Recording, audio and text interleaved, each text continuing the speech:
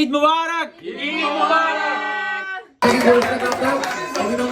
অভিনন্দন ভাইকে সাথে শাকিল ভাইও আছেন, ঠিক আছে?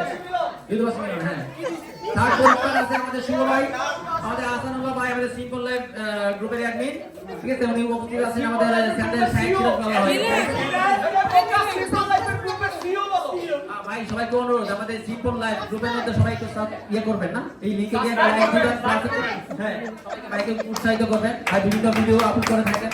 আপনাদের কথা চিন্তা করেন, নতুন আইফোন কিনছেন গতকাল,